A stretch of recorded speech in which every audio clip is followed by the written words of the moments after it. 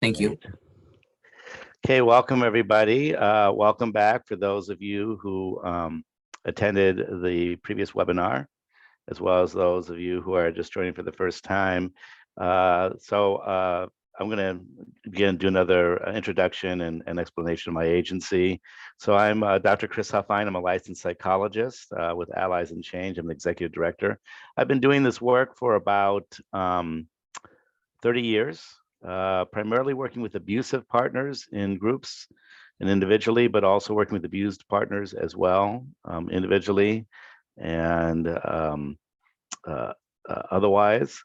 And I've worked with thousands of abusive partners. I've worked with hundreds of abused partners over my career. This has been a primary focus for me. I also do individual and couples work, not related to domestic violence as well. So I do have a good experience as a mental health professional in terms of doing traditional therapy work. I'm also do trainings locally and around the country. I've written a book. I'll show you the slide for that in a minute as well. And I help develop standards for programs that work with abusive partners in Oregon. I'm also have been part of the Oregon statewide domestic violence fatality review team. It's a little bit about me. Allies in Change is a 501c private nonprofit. We're an adult counseling center. We do individual and couples work for issues related to that would bring people in, mood disorders, life changes, relationship concerns, things of that nature. So that's the way we present ourselves. But we do a lot of work with domestic violence. We offer about 30 groups a week for abusive partners in the Portland metro area, groups for men, groups for women, and we have one multi-gender LGBTQ plus group for abusive partners. We also offer one group for women who have been abused as well. And then we also do trainings and consultation and things of that nature. So that's a little bit about me and my agency.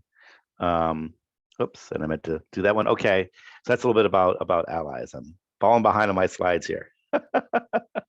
So, and one of the things that I want to note that I take particular pride in is that Allies in Change, about 20% of our group members, about 70 of our group members are voluntarily attending. That's more than any other program in the country is working with in terms of voluntary abusive partners, and I really think that's the future of this work. So that's a little bit about the agency. I mentioned my book. It's called Becoming Allies. This is a book that you can get through Amazon or through Barnes & Noble or our own agency directly from Allies in Change. It's intended to be a book for people who are abusive and who are addressing that, whether they're in a group or not. It's also, I think, a great book for professionals to read to better understand domestic violence. It's also been a book that some abused partners have read that I've also found it quite validating and affirming. So I'll mention that as a resource as well. So today's last webinar was really an overview of domestic violence, kind of a domestic violence 201, if you will, for mental health professionals. Today's is really how to screen your clients. So how to screen your individuals, the couples that you see, the families that you work with, things of that nature. Then in 2 weeks, the third webinar will be what to do when you have clients who are involved with domestic violence, whether they're perpetrating it or on the receiving end of that.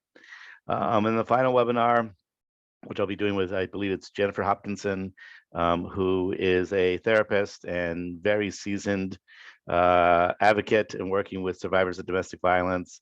We will be talking about safety planning and how to do safety planning with your clients. So that'll be the final of the 4. So to start off with, and kind of making a case for why you need to be screening, is that we know that about 1 in 4 women in the United States will be physically assaulted by a romantic partner at some point in her adult life. We also know that that among female clients with a severe mental illness, about a third have experienced an act of physical abuse in the past year. Okay.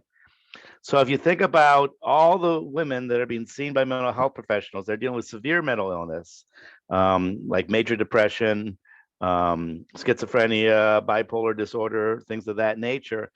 A third have experienced physical assault in the past year.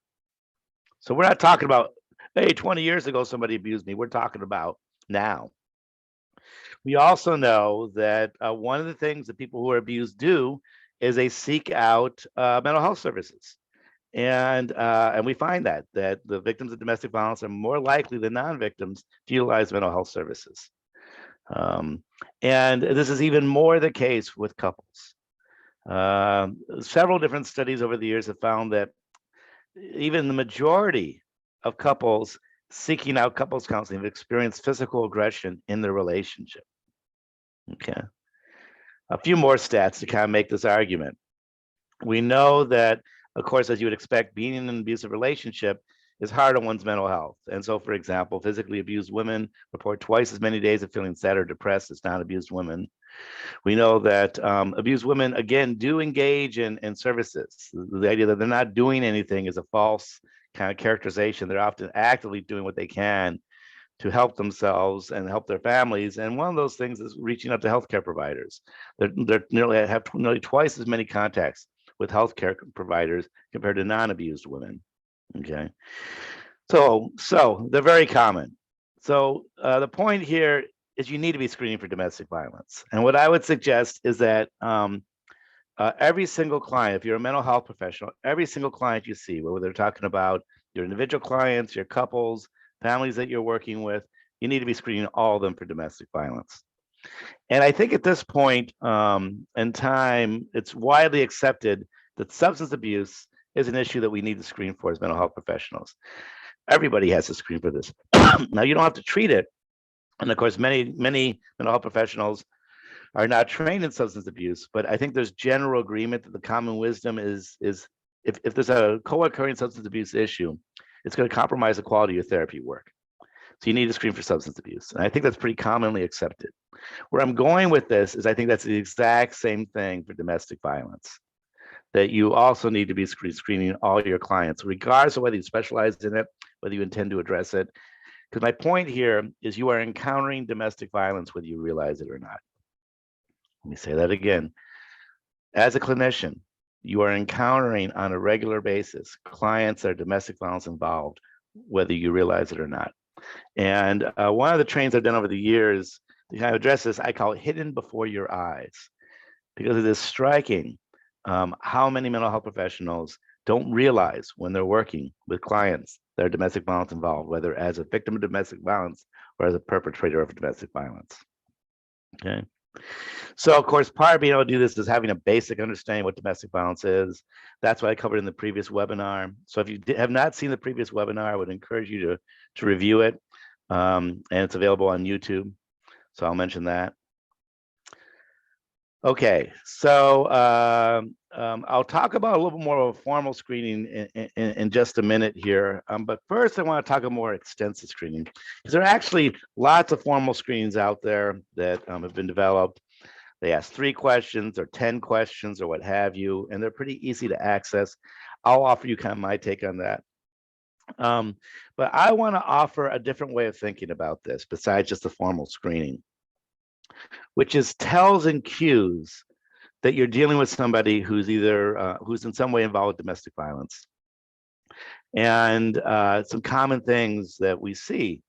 So what's interesting is, on the one hand, the people who are being abused and the people who are being abusive look just like everybody else. And in general, they act just like everybody else. Okay. So we know that victims of domestic violence, abused partners, come from every walk of life, every occupation, every social class, every religion, every age. We go on and on and on. They're very, very diverse. And likewise, the people who are being abusive, the abusive partners, are also just as diverse. And they act, just like anybody else. It's not like if you're walking down the street, you can spot them, or if you can spot them among your coworkers or your neighbors. It's not that straight ahead at all. So on the one hand, they're very diverse. On the other hand, there are some common things that if you, and of course, as a mental health professional, you're going to get to know your clients a little bit better than just as casual acquaintances. And getting to know them, there are going to be things you're going to hear incidentally that will be cues that the person you're working with may be an abused partner or maybe an abusive partner. Now, these are my opinions and perspectives. Take any of this with this is my disclaimer. Take any of what I'm saying with a grain of salt. You know, you're welcome to disagree, and of course, as we're going along here, you're welcome to ask questions. Janie Perlstein, who is a colleague of mine at Allies and Change, is monitoring the chat, and she will interrupt me as needed with questions or comments that are relevant. She may also jump in a little bit with her 2 cents as well. So let's talk about victimization, abused partners. And part of this, just briefly, the nomenclature. So what do we call people who are being abused? One easy term is victims. Typically, advocates talk about victims kind of have a sense of being disempowered. So a more common nomenclature is survivors. The tricky part with that is when people are still being abused. To me, that's similar to saying somebody who's in the midst of cancer is surviving it. Well, in the moment they are, but ultimately we kind of think of people who are cancer survivors as people who have, the cancer's in remission. And so victims, typically I describe people who are still being abused. Survivors are people who are no longer being abused, at least not routinely. The more common nomenclature that I use are abused partners. That's what I'm kind of leaning into more these days. And then for the person doing the abuse, perpetrator, abuser, abusive partner, and again, abusive partner is what I use. So my nomenclature overall is abused partner is the person who's receiving the abuse, the target of the abuse. Abusive partner is the person doing the abuse. So for people who have been victims of domestic violence, and especially those who are still experiencing it, here are some common things that we see among them and that may show up in your therapy work with them. I guess one other thing I need to say before I go on with the slide is I have considerable experience doing individual therapy and doing couples work. I have no experience as a family therapist. So I want to acknowledge that. And I think much of what I'm going to say that's talking about, especially in working with couples, I think applies to working with families. But I want to acknowledge that I have no professional experience working with families other than some training I received in graduate school. So I want to acknowledge that. So some common things among people who have been abused. One is they're anxious. They have anxiety. Often we talk about walking on eggshells or being on eggshells and being on edge. And this can be misinterpreted as a general anxiety disorder, but it's not general anxiety. It's specifically related to being around their partner and when their partner's around, or when they know their partner's going to be around soon. Another kind of common tell is what happens when they disagree with their partner. If they're in an abusive relationship, disagreements often lead to abusive behavior that they are the recipient of. Okay. Another thing is that they're continually not meeting their partner's expectations, that their partner's often disappointed in them, that no matter what they do, the partner is still unhappy with them. This is one reason why abused partners seek out therapy, is because there's so many complaints about them from the abusive partner, and they're trying to do what they can to be a better partner. They will talk about, if you ask them, that it often feels like they're not on the same team, that it does not feel like a collaborative relationship. Another different experience that's also common. So we got the eggshells as one experience. Another one, especially when you've got a partner that's more passive aggressive, an abusive partner that's more passive aggressive, is it's crazy making. And so and if that abusive partner is not particularly validating or dismissive, it can feel confusing and off balance and out of sorts. So another very common report I hear from abused partners is, I feel like I'm losing my mind. I feel like I'm going crazy. And they're speaking, of course, metaphorically, although, of course, it may be causing psychological issues as well, metaphorically. Gaslighting has become kind of a popular phrase to describe that kind of invalidating experience.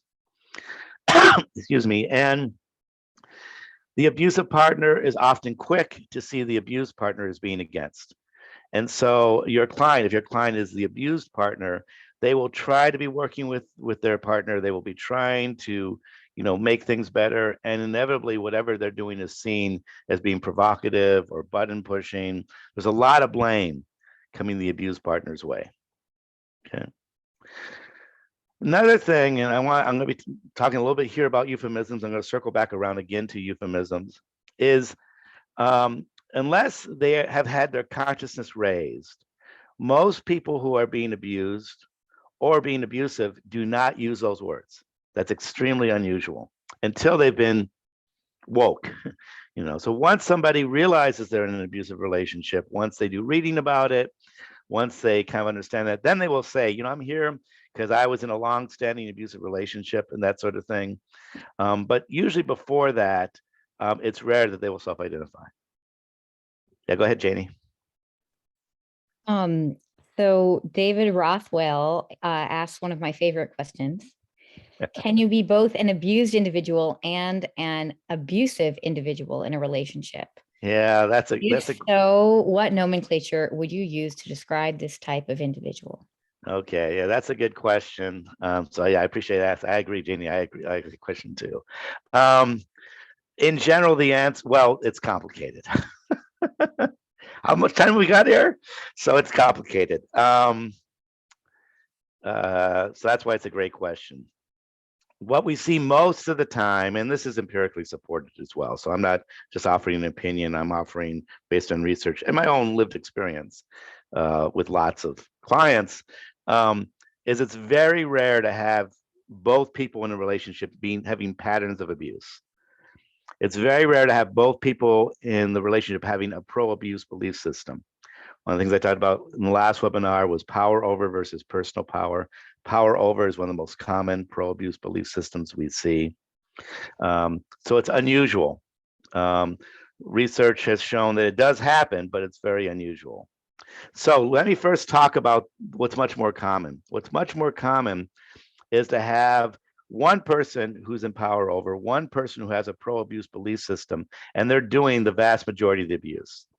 But the person being abused may occasionally have to defend themselves physically, which could cause an injury and lead to them being physically abusive. They may retaliate in the moment out of frustration, but these are isolated acts. Okay. A good way of seeing this is when we talk about both people being abusive. Let's say you walk onto the schoolyard and you see the two kids fighting, right? So you step in, you break it up. They were both fighting. They both get suspended. But what's the problem with that is you haven't seen the full scene. Because in fact, what's happened is that one child was bullying the other child. One child was provoking the other child. And ultimately, the other child defended themselves. But the moment you walked on, you see them both being abusive. Now, the bully has been abusive to other kids. They have a pattern of abusive behavior. And that's because they have a belief system that allows them to give themselves permission.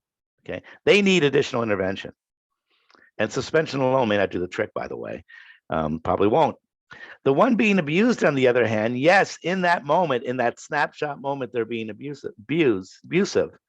But the only thing they need to stop their abuse is safety.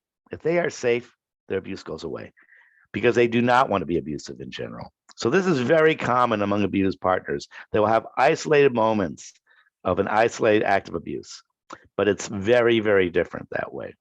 Okay. So that's very unusual, and it's important to understand that. It does happen that once in a great while, you have both people being abusive. They both have pro-abuse belief systems. They both, they both can live in power over. And then I would consider them both to be abusive partners. Okay. So if they're both being abusive, rather than seeing them both as being victims of domestic violence or abused partners, I would see them both as being abusive partners. But again, that's quite unusual. Janie at our agency runs several of our women's groups. We sort the women into women who do have abuse and control issues. And then we have one group for women who we call secondary aggressors, who kind of fit this profile that I've been talking about, where they've mainly been abused. They've had a moment of being abusive and they got arrested, often being set up by the abusive partner to get arrested. And then, but they don't have patterns of abuse and control. So I don't know, Janie, do you want to add anything to what I was just saying? Anything you would elaborate on? Yeah, one thing I would add is that a majority of the women who I work with who are abusive have partners who are abusive. So while if we're screening our male clients and kind of assessing, what's the likelihood that his partner is abusive, low likelihood. Whereas for women who are abusive, high likelihood. It's almost, especially for the women who are in the criminal justice system or DHS involved in some way court involved, it's like 90% of their partners are abusive. And one other thing that I want to add is that it's not just simply a black or white situation. How do I say this? So there are often power imbalances. So while the women who I work with have power and control issues, maybe, you know, kind of vindictive, sometimes act out intentionally to hurt their partner, there's a much greater fear for their safety.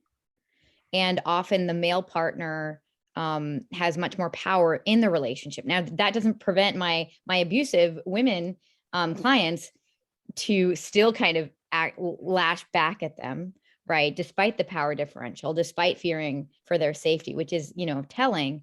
But there can still be a huge imbalance and kind of a need for empowerment. Also, and sometimes the severity of abusiveness is higher in their male partners. Like, for example, another thing about the women who I work with who are abusive, a vast majority of them have a lot of trauma, a lot of childhood trauma. And so there's a lot of reactivity, but virtually all of them still have access to that personal power stance, to a collaborative stance. And we see that a lot in group and how they relate to each other. And some of them have partners who are much more impaired, much more sadistic. You know, and so it's not necessarily equal levels of abuse. Sometimes it's imbalanced a little bit. So I want to acknowledge we've been primarily talking about heterosexual folks. I want to make it clear here that research done within the LGBTQ plus community finds about roughly similar levels of abuse as in the heterosexual community. And it gets even more complicated because we know within the heterosexual community, the vast majority of violence is perpetrated by male identified folk. And the vast majority of victims of domestic violence are female identified folk. Obviously, once you get into the LGBTQ community, it gets much more complicated, where you've got people of various genders in relationship with people of various genders. But again, it's the same thing. Most typically in those relationships, one of the two people only is in power over. One of the two people only really has patterns of abuse and control. Yes, there can occasionally be relationships, LGBTQ relationships, where both people are in power over, but that's again quite unusual. We do see in heterosexual relationships a small number of situations where women are in power over and the man is really a hostage to the abuse. So that does happen. We're not saying it doesn't happen. It's just really, really quite unusual, if you will. Chris, there are more questions. They're just piling on here.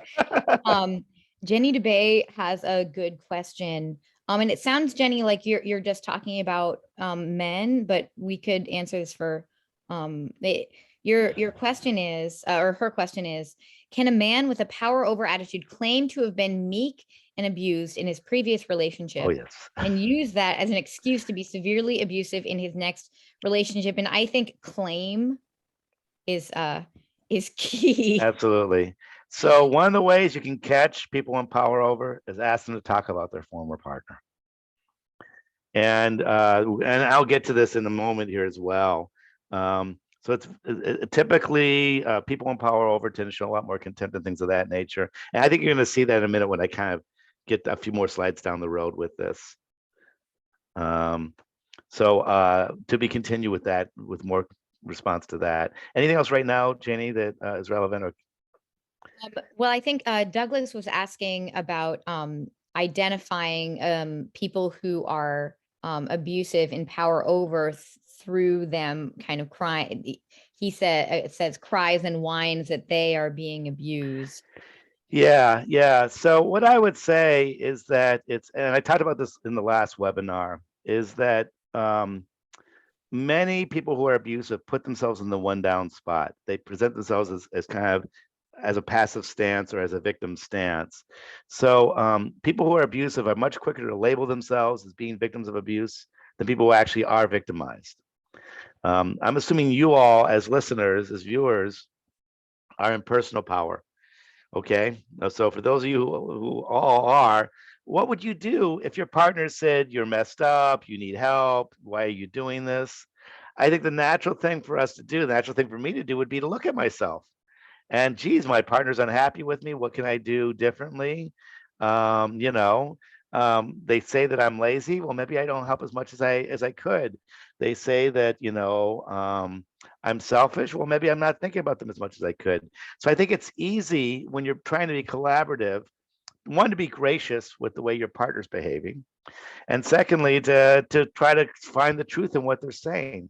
So I'm not going to be, on the other hand, if I'm in power over, I'm very quick to see you as being against me. I'm going to be very quick to label anything you do as combative. So what I'm talking about is people who tend to be abused do not quickly identify as victims. In fact, they tend to not even like that term because, look, I'm not perfect either. A very common phrase I hear from people who've been abused is, I'm not perfect either. I have my own problems. So the folks that are much more likely to grab onto that victim phrase, to say, I'm the victim, I'm being abused, are much more likely to be people who are actually abusive. Now this is where it gets a little bit complicated, because once somebody who's been abused gets educated, as I know, gets woke, understands the dynamics, then they will say, you know what, I've come to realize that I was actually pretty severely abused in my last relationship, or I'm realizing that this is an abusive relationship I'm in.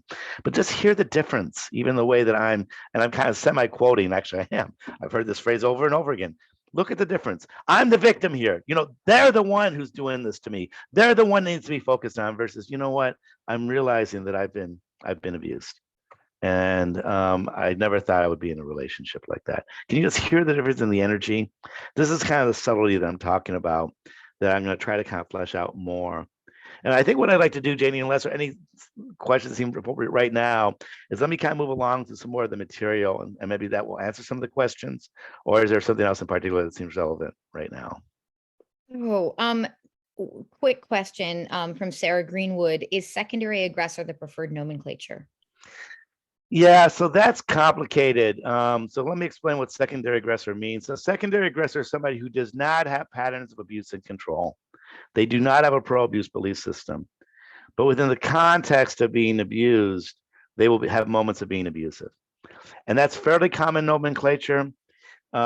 This goes beyond what I want to talk about with you all, but when we start talking about women, heterosexual women who are abusive, it gets much more complicated, because so many of the heterosexual women who are abusive have, in fact, are secondary aggressors. They're women who are being abusive within the context of having been abused.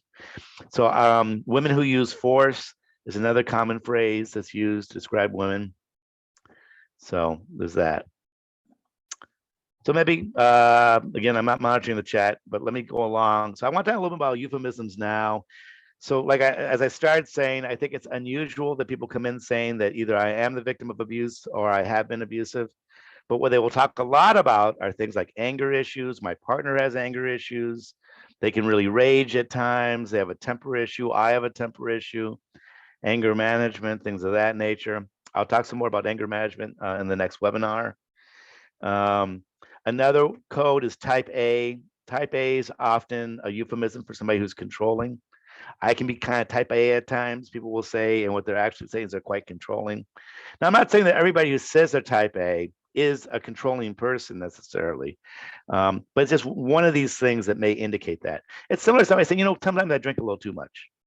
Okay, so it's going to be unusual that someone's going to come into your office saying, I'm an alcoholic, unless they really are well educated and honest about that. And just because, and of course, what they might say and says, once in a while I drink a little too much. Now that may be accurate. In other words, they're not an alcoholic, just once in a great while they drink a little too much, or that may be a euphemism for ongoing abuse of alcohol. So again, you don't want to hang everything on just that one little phrase, but it's one of those things that make you go, okay. Being mean, cruel, hurtful, that can happen. There are certainly some abusive partners that are quite sadistic, although many are not. Okay, so sadism is not common among abusive partners. What's driving the abuse is not that enjoyment of sadism, it is that power over orientation, which is different than being a sadist. Perfectionism, my partner's kind of a perfectionist, so it's like nothing I ever do is good enough for them. That to me would be a tell that their partner's probably emotionally abusive. So perfectionism, communication issues, disagreement issues, things like that. These are all kinds of things. Let me give you another slide here. Again, arguments and disagreements. Lots of grayness here. So certainly, obviously, there are couples where they have problems with communication, they have problems with arguments, and there's no patterns of abusive behavior. But that's one of the ways that people sometimes euphemistically talk about it. I'm never good enough. I'm here because my partner wants me to be here. That's another tell, and it could be in either direction. So the person in front of you saying that could be an abused partner, or they could be an abusive partner, or their partner is chronically unhappy with them. Although it's really unclear exactly what it is that they're doing that is so problematic.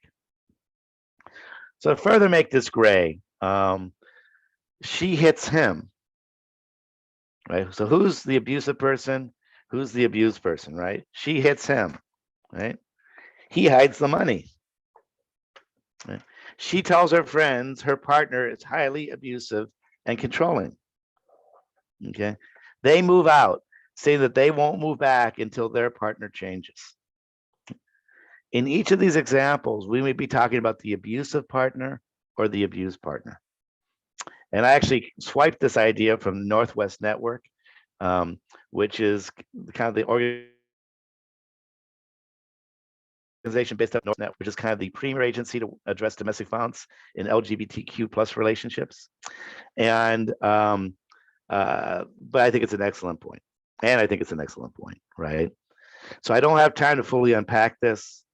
But we've already talked about secondary aggressors. That's where she hitting him, she could be the victim.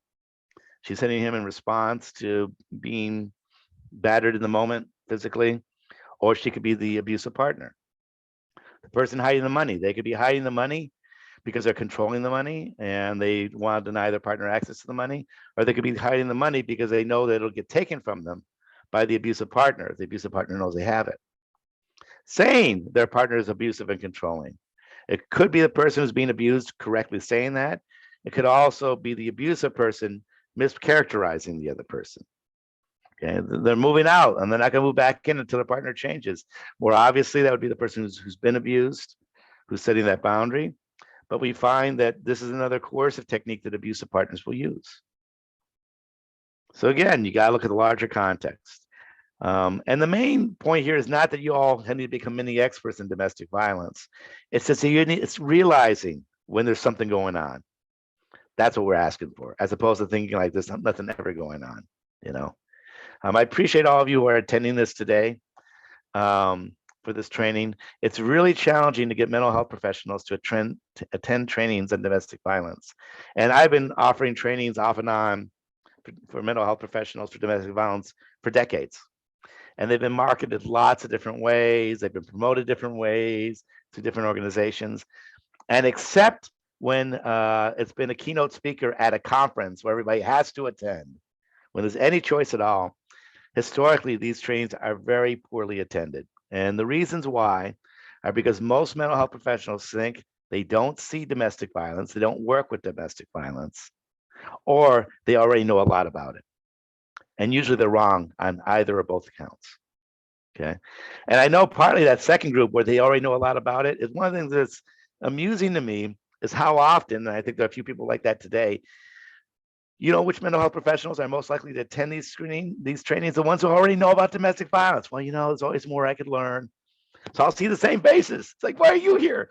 You're the last person who needs to be here. You know, where's all the other people? So anyway, where I'm going with this is just that this is being seen all the time, but it's not being seen all the time. Okay.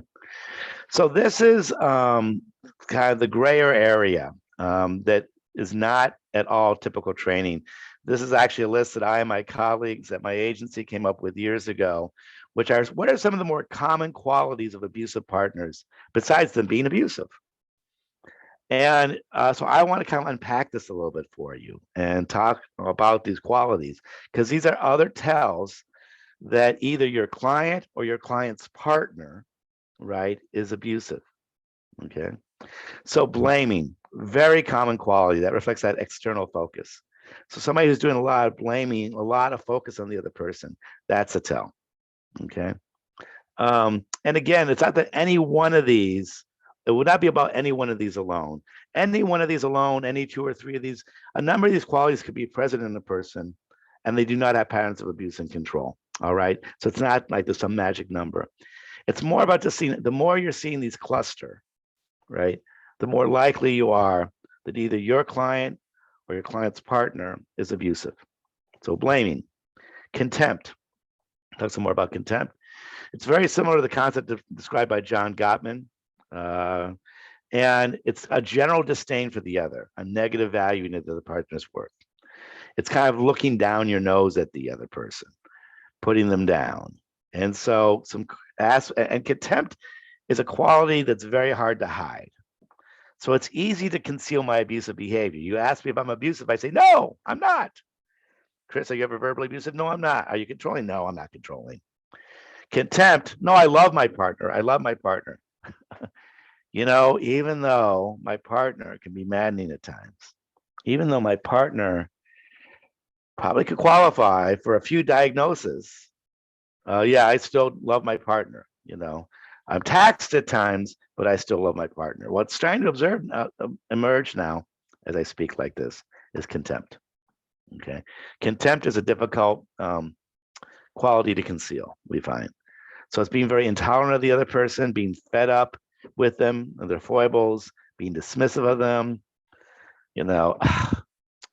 rolling your eyes when you talk about them. You ask me about my partner, I start shaking my head, and not in a warm, smirking way. And oh my God, don't get me started. Where do I start? Right. Limited warmth towards them, limited consideration of them. And contempt is quite toxic. It's one of Gottman's four horsemen of relationship that are likely to fail, along with criticism, defensiveness, and stonewalling. And the next one actually doesn't apply. This is a slide that I grabbed from my training working with abusive partners and group. So ignore that third point. And the final one, the alternative to contempt, is unconditional positive regard. And so again, when any relationship you're in with a romantic relationship, you're gonna have an imperfect partner, and they're gonna have times they're gonna bug you and annoy you. And it's not about always seeing them as perfect. It's acknowledging that I care about them. I love them. Yeah, occasionally they can drive me a little crazy this way, but I love them. That's unconditional positive regard. Okay. And here's a GIF that shows contempt, right? Stephen Colbert. That's a contemptuous clap. You may remember a State of the Union that the previous president gave a few years ago, and Nancy Pelosi, who was standing behind him or sitting behind him, did the same kind of contemptuous clapping at one point, right? Okay. So the passive stance, which is the nomenclature I'm using to describe victim stance within the field of people working with abusive partners, the more pervasive phrase is victim stance. I'm moving away from that in the wake of constructive criticism around the concern that kind of has a negative connotation for victims. What's ironic for people who've been abused, victims.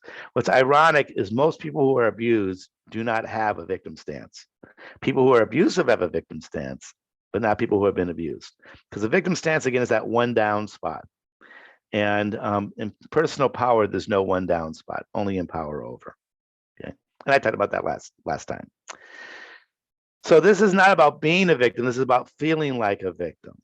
Okay. And this is very important. So it's a very subjective state. And it's really kind of defined by an outward focus coupled with a sense of helplessness or powerlessness. Woe is me, woe is me. Okay. And oftentimes there's a lot of resentment present as well. Okay. So this is kind of like feeling sorry for yourself in the pejorative sense, or having self-pity. So this is not self-compassion. This is not self-compassion. This is the woe is me, my life sucks, nothing's ever going to get better, that kind of a thing. That's kind of more what we're talking about. Okay. And when you're in this passive stance, this often can trigger negative countertransference because you're not an active agent. It's like I've fallen and I can't get up. Okay. But when in fact the person could get up, but they just choose not to. Okay. So there's no accountability. The idea that, even if I'm not responsible for what was done to me, or I'm not responsible for what was done to me, but I am responsible for what I do with what was done to me. So there's very little kind of sense of being an active agent in this.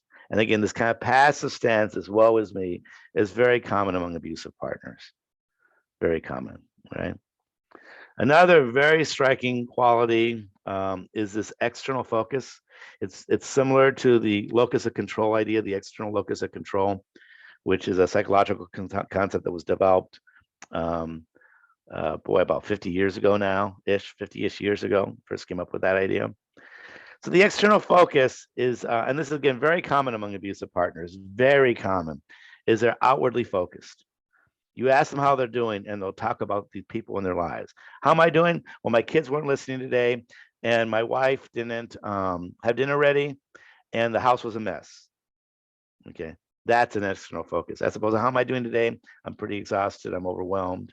I'm feeling kind of irritable. Okay, so there's that. Traditional masculinity is very much encourages an outward focus. It encourages folks to be looking out here at their environment and not really looking inward at themselves, not looking inward at their feelings, at their thoughts, at their basic needs. Now, childhood trauma also encourages this outward focus to be vigilant, to monitor the environment for potential danger. What's interesting, though, is in trauma survivors without a pro-abuse belief system, this rarely leads to abusive behavior. Okay, so again, it's not the trauma that leads to abusive behavior or a power over stance. It's separate from that. Okay. So when you have an external focus, it means it's very quick to blame other people for your suffering. The reason I'm unhappy, that's because of the way my partner is. I'm unhappy, it's the way that my children are. I'm unhappy, it's due to other people doing other things, usually the people closest to me. Okay. So this is where anger comes in. A lot of the anger that we see in our clients in our abusive clients is due to this external or outward focus. In fact, what I say is that oftentimes anger is another emotion plus blame. Anger is often, not always, but often another emotion plus blame. Okay. So I can be worried that my daughter's past curfew, or I can get mad at my daughter for scaring me and being late. I can be embarrassed because my partner tells a story to friends that I didn't really want them to share, or I can be mad at my partner. Okay. So, and again, anger is one of the few feelings that you can be mad, that you can be at somebody, right? I can be mad at you. I'm mad at you. I can't be sad at you. I can't be stressed at you, but I can be mad at you. Okay.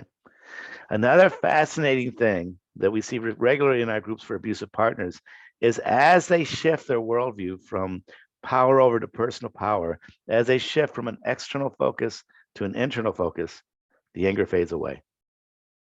Not because they're doing all their anger management tools, but because of their stance shifting. Without them even trying to, the anger diminishes. It's striking, the difference that way. Okay. All right. And so here's a couple GIFs. Let me share these GIFs, and then Janie, I'll take your questions or whatever.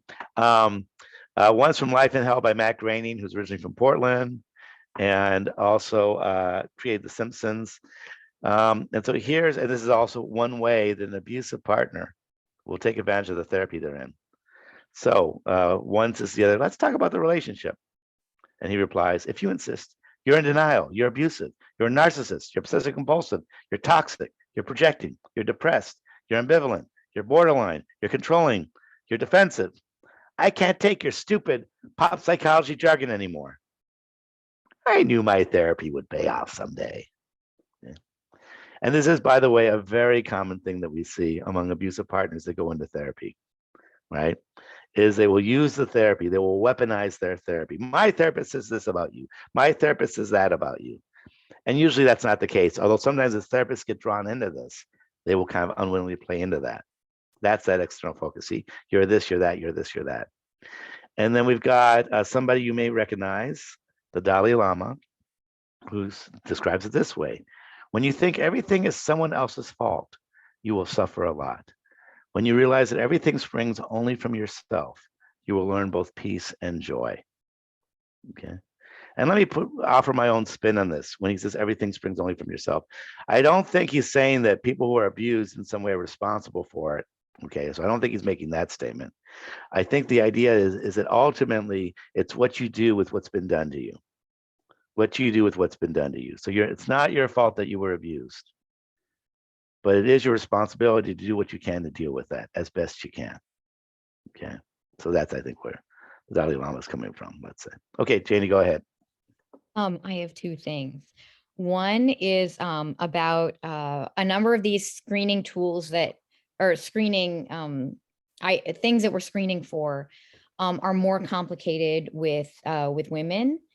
And I think you touched on this, that a lot of trauma survivors may also have an external focus. I have a number of women who are secondary aggressors or not abusive, and they have a passive stance and an external focus. Like, in other words, they lack a sense of agency. And often they may attribute their circumstances to external factors. Well, I couldn't do this because of that, or I can't, because of that, because of that, because of that, like making excuses, but there isn't the same edge of blame. So I think the kind of blame, it's their fault, like that kind of like wanting to get at it. That's a good distinguishing factor, while others can have an external focus. And same with the kind of one down. There are folks who are victims of abuse that have certain aspects of the power over stance, but see themselves as always being one down. And I mean, and this may be internalized patriarchy often. So, I need a man who's more, kind of who will protect me. Yeah. So And I would that's say much more rare, but I Yeah. just wanted to put that out there so that people aren't falsely identified. Like, oh, they have all these aspects of power over, therefore they must be abusive. That's not necessarily the case. Yeah, these are more tells. And I guess I appreciate that. What I would say in general is that with heterosexual clients, if you're dealing with the man, if he's involved with domestic violence, most of the time it's because he's the abusive partner. If you're dealing with a woman, a heterosexual woman, who's involved in domestic violence, most of the time she's going to be the victim.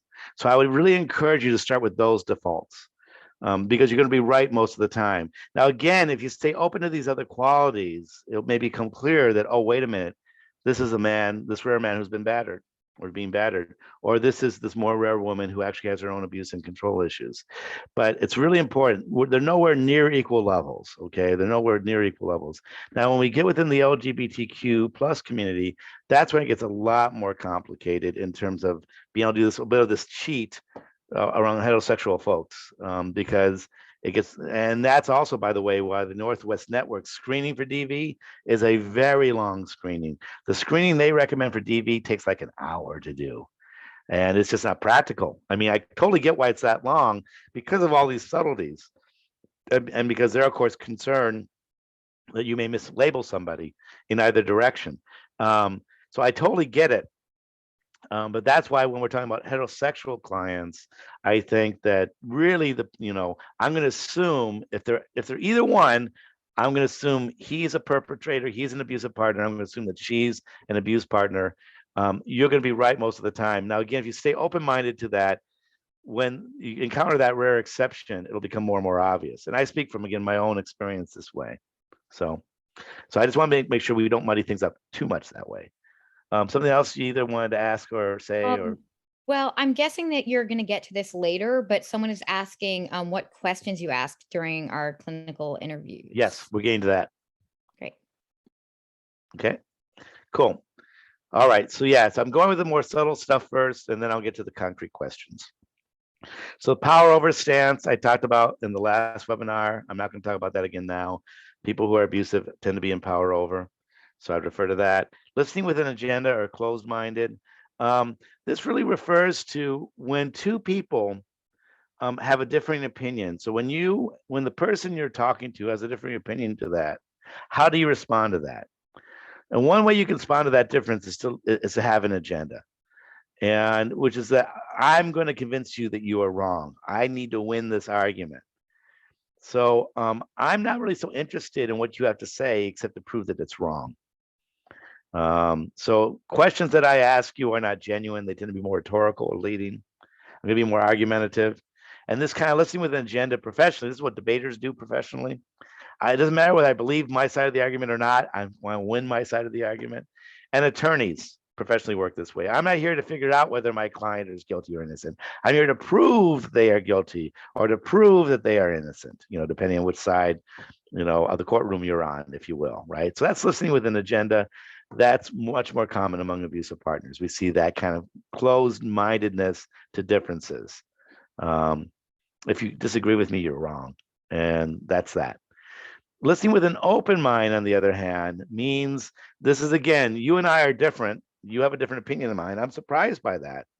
I'm trying to understand you without having to give up my perspective. So I think that what I'm seeing or believing is true, but I want to get where you're coming from.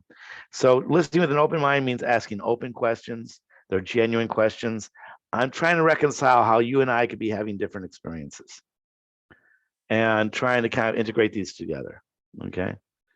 And examples professionally of people who do this, where they do their occupations well, are investigative reporters who may have a theory about what's going on, but they're collecting evidence to indicate that. And of course, detectives that are doing a good job.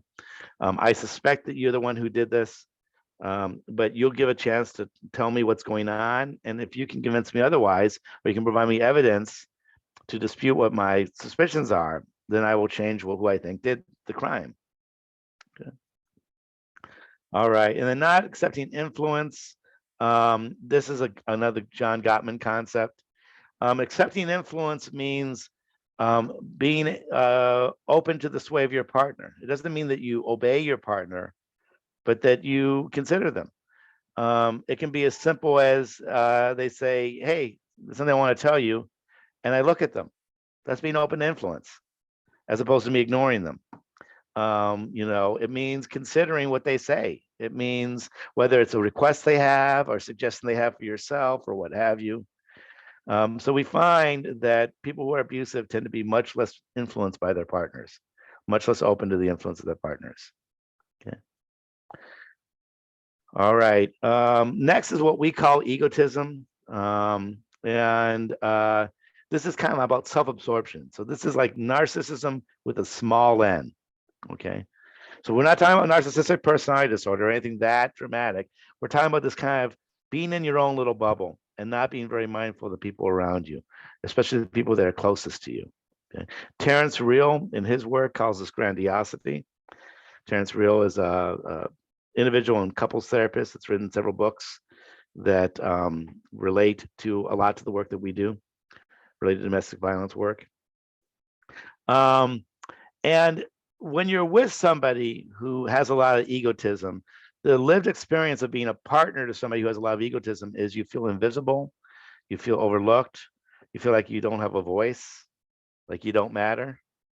Okay. So that's what we're talking about, is that egotism. Some examples of this is that there's a right way and a wrong way. And there's a firm belief. There's a right way to load the dishwasher and there's a wrong way. And you keep doing it wrong. Why do you keep doing it the wrong way? So again, there's no consideration of why you might do it differently. I'm right and you're wrong. See, that's that kind of, there's a right way and a wrong way to manage the money, as opposed to different ways of managing the money. There's a right way or a wrong way to parent kids, as opposed to different ways, right? Other ways that egotism can show up is that my needs define the relationship, that my values define the relationship, my values alone define the relationship. Okay. And this leads to relational neglect. I talked about this some in the last webinar. where they're not attending to the others in a regular way. They're not very tuned into what their partner's feeling or thinking or wanting or needing, not considering how the other person is different from themselves. So again, it's easy to miss this when you and I are similar. So if you're my partner and I love action movies and you love action movies, and I say, hey, let's go see this action movie, it'll be great. You're like, you bet, let's go, right? So when we're similar, when we have similar values or needs, it's usually okay. It's when we're different. So if you like dramas and I like comedies, and now we're gonna have an argument. And because I'm just gonna be dismissive of all your dramas because I think that they're stupid. Why would you want to go out to get depressed by some drama? I want to have a good time. Why don't you want to have a good time? Why don't you want to have a good time? It seems like you just want to feel miserable all the time. You know that? Again, hear that energy there, that dismissiveness there. That's that egotism that I have. I'm role playing in this moment. Okay. All right. And then these kind of are ordered and things that kind of are less compelling that we do see, but not as much. But of course, we do see abusive partners encroaching on boundaries more, on the other person's boundaries more. We see abusive partners being more authoritarian, kind of in that way. They can be more entitled. They have more entitlement, less humility. They may be quicker to vilify their partner. Again, kind of a variation of contempt. Another way that they may be more self-absorbed is to have a lot of real empathy for their partner. And they may be quick to get defensive, to see others as attacking them, even when that's not the case. Okay. All righty. So I'm going to shift from that now, moving in the direction of slowly to what are actual questions that you ask. Okay. But my point so far is what I'm kind of getting at is I'm assuming all of you in your therapy work do some kind of an intake, do some kind of an information gathering. And what I would suggest to you is already in the information gathering that you're already doing, if you consider these earlier slides, you may already be seeing tells that your client is either an abused partner or an abusive partner, okay? Without you asking a single specific question about domestic violence. That's what I'm getting at. Okay. And that's what my experience has been. I often can quickly get a sense, some of which is more based on subtle micro behaviors that I've just done this work for so long. And I've worked with so many people who are not abusive, as well as with so many people who are. And the differences can be quite striking to me. But it is good to do more of a clear screening. So number one, this should be done right away. This is not something you should get around to eventually. This is especially important with couples. Okay, in my opinion, it is vital that with couples, and for that matter, families, you've got to screen in the first session, and it needs to be done with the two partners alone, each one separate. You do not screen for DV when both people are in the room. Huge mistake. Okay, so they've got to be separate. So when I'm doing couples work, and I'm just going to role play a part of this to make it clear. And again, I do this with every single couple that I see in the very first session. So great, welcome. Glad to meet the two of you. So any questions about any paperwork you filled out? No? Good. So here's the plan for today. I'm going to spend a few minutes with the two of you together, gain some background information. Then I'm going to spend a few minutes with each of you alone. Then we'll all get back together again and formulate a plan of how to proceed. So it's that automatic, that routine. Okay. And typically, when you're going to screen with a couple, I think it's better to start with the person that if there's domestic violence, that they're going to be the victim of it. If it's a heterosexual couple, typically I'll start with the female again. In general, I find from my own experience, when you're screening for a couple, it's much better if you can talk with the victim first, or the person that, if there is going to be a victim, you think would be the victim, the abused partner, if you will. Okay. All right. It's okay to do the exact same protocol with each client. You can also mix it up if you want to. And so it's not like you've got this rigid screening, like you're in a study where you have to show absolute fidelity.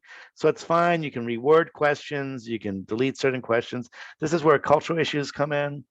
Part of this is using language that your clients would use. It's being mindful of certain questions that may not land as well with this particular client based on their cultural background, or you may want to ask the question a different way or probe things a different way.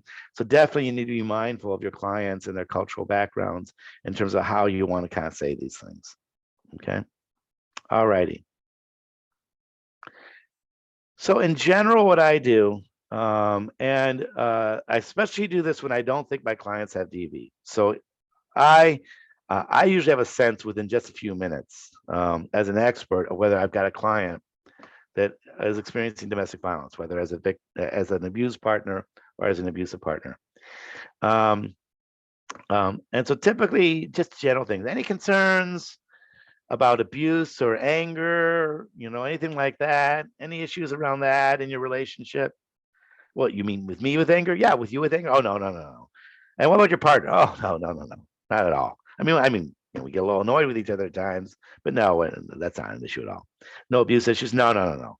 So I'll ask it that broadly and that casually. And partly what I'm listening for is not just what they say, but the way they say it. Okay.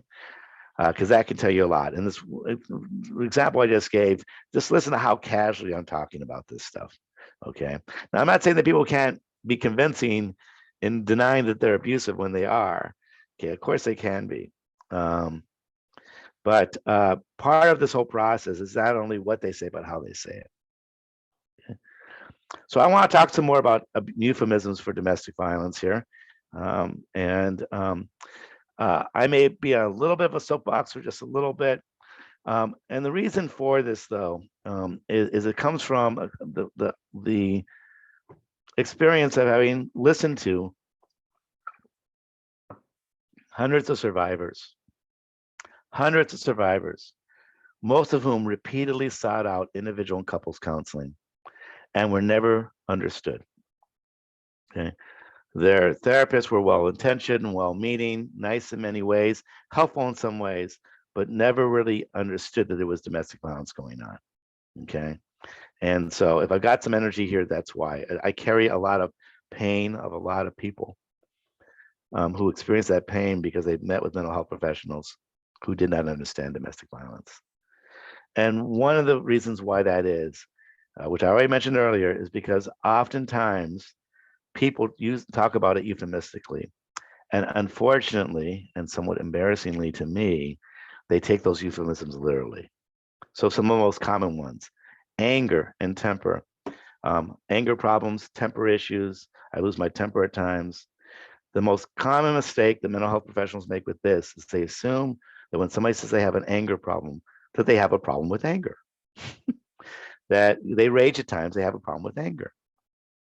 So I could go on for a while about this, and I will go on a little bit longer next webinar when we talk about how to work with clients and how anger management is not a way to going. But I want to give you one true example to illustrate this and make it hopefully clear to you.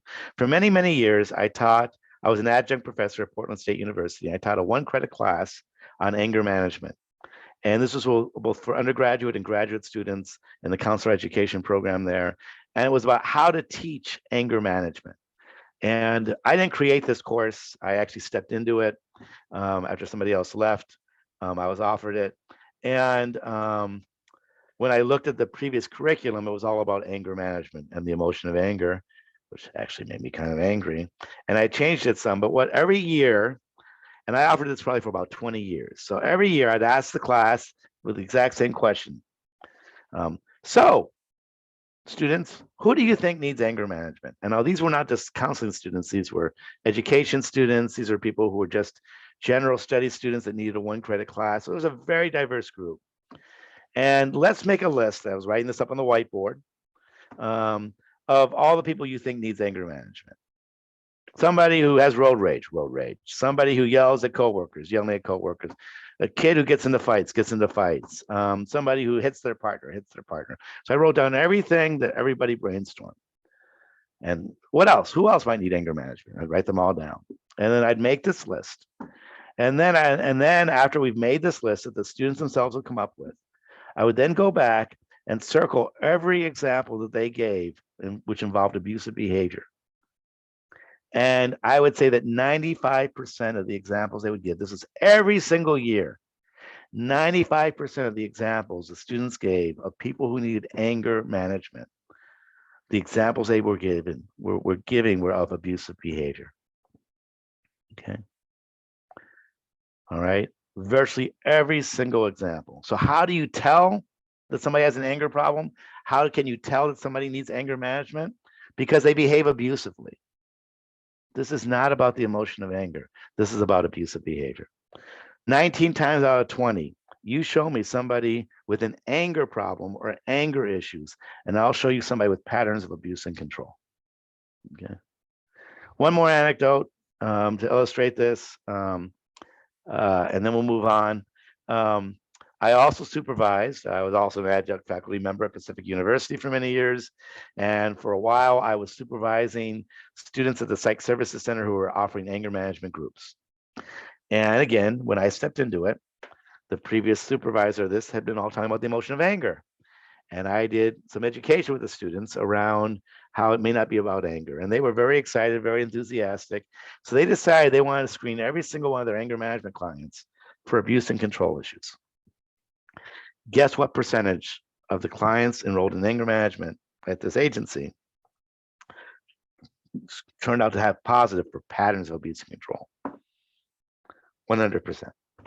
Every single client that was signed up for and enrolled in the anger management group, when they either look back at the historical information or they ask them additional questions, acknowledge patterns of abuse and control. Okay. So anger is often, temper or variations that are often a euphemism for abuse and control. Conflict and fighting. We have a lot of conflict issues. We have problems with conflict, things of that nature. A lot of times, not always. The anger and temper, that's the big one. Almost always, if you've got that, you're talking about abuse. These other ones, it's not nearly that tight a correlation. But definitely, how are they fighting and that sort of thing? To what extent are they working collaboratively? To what extent are they looking for a win-win? So some conflict problems are due to other issues, but sometimes it's just that one person is in power over and they're not able to engage in conflict well. Same thing with communication issues.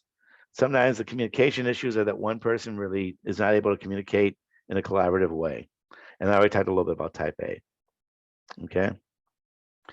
So with every client that you see, you want to ask about whether they've been the victim of abusive behavior and whether they've perpetrated abusive behavior. Okay.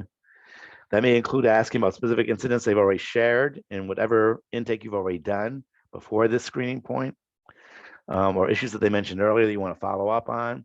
Now, again, if you feel confident they don't have domestic violence issues, it can be as simple as, so any concerns with anger, abuse in yourself or your partner, it can be that low key and that casual, okay, if you're confident.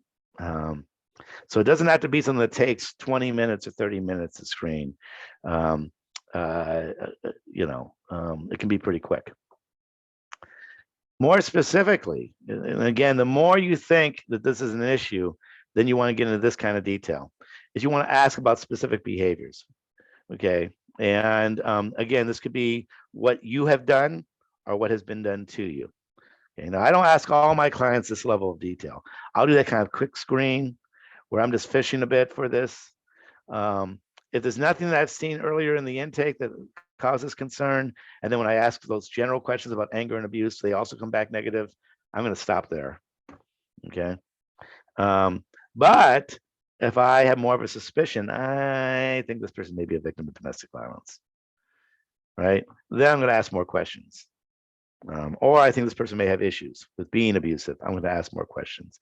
And so the specific categories, these should look familiar to you all from the last webinar if you attended that one, because we talked about all these categories in the last one. So the way I'll do this is, so now I want to ask you about specific ways you could show your anger. So this will be an example. I'll do this briefly, talking each way. So this would be somebody who I'm in question about whether they've done abusive behavior. So there are a variety of ways people can show anger inappropriately. So I'm going to ask you, I'm going to kind of describe different ways people can show anger inappropriately. And let me know if, what, if any of these you've done. So physical includes hitting, kicking, slapping, pushing, shoving, throwing things at a person, things like that. No, none of that. So verbal anger could include yelling at a person, calling the names, cussing at them, tearing them apart with words. Well, I've done a little bit of that. Yeah, like what kinds of things have you done? Oh, I'll put her down sometimes. I'll call her stupid. I've yelled at her. I'd call her, I think, a bitch once or twice. And about how often is that happening? No, not that often. Well, ballpark. I don't know, maybe once or twice a month. Okay. Psychological includes right? Or again, if I'm screening for whether a person might be a victim of this. So there are a variety of ways that your partner could have been abusive to you, and or your partner could have anger problems because they're saying their partner has anger problems. I can use their language. And so I'll pick a Lord on. So like property, they may be throwing things or breaking things or kicking things, slamming doors, punching, on stuff. No, not much. I mean, they've maybe slammed a door or two, but they don't do so much of that stuff.